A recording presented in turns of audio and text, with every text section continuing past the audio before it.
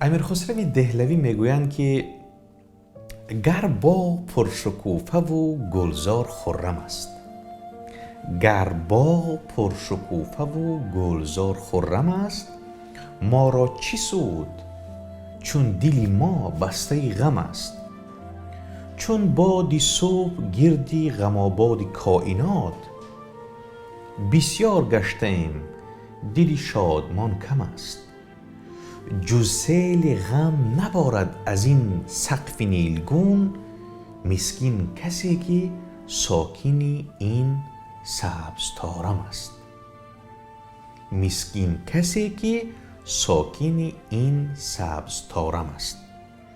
حضرت صاحب گفتند که بس که در لقمه من سنگ نهفته است فلک، بی تأمل نگذارم به جگر دندان را.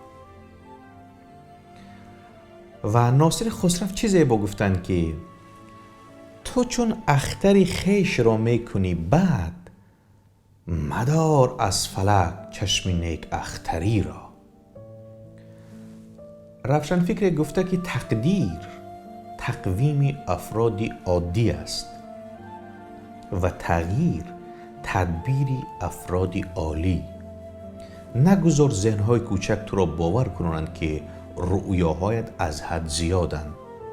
هنگام خسته شدن به دو چیز فکر کن: آنهایی که منتظر شکستی تو هستند تا به تو بخندند و آنهایی که منتظر پیروزی تو هستند تا با تو بخندند.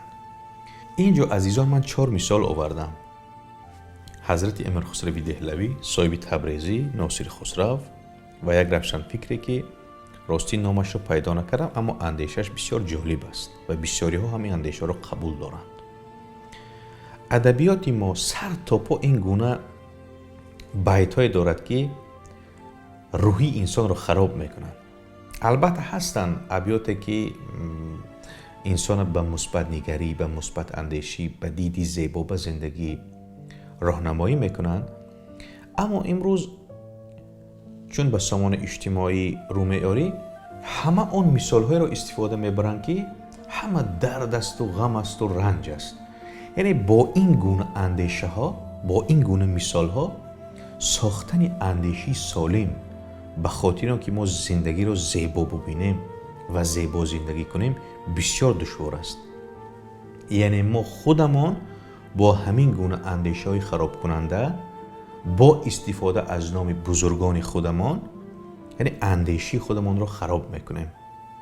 من فکر میکنم که این روز زمان آن رسیده که ما زیباترین ابیات و آن اندیشه هایی که در خور امروز جامعه ما هستند، آن اندیشه هایی که امروز میتوانند، مثلا اگر حضرت حافظ در عصر ما میبودند چی پیام داشتند، حضرت سعدی، مثلا حضرت بیدیل و یا عموما این گونه بزرگوارای ما، به این از نگاه امروز اگر با کمتر دیدی معاصر اون مثال ها رو اگر تحلیل کنیم، من فکر میکنم که بهترین کاری هست که ما میتوانیم برای جامعه و برای رشد افکار و اندیشی امروزیان دهیم. با خیرت بمانید تا بهترین ها را بخوانید.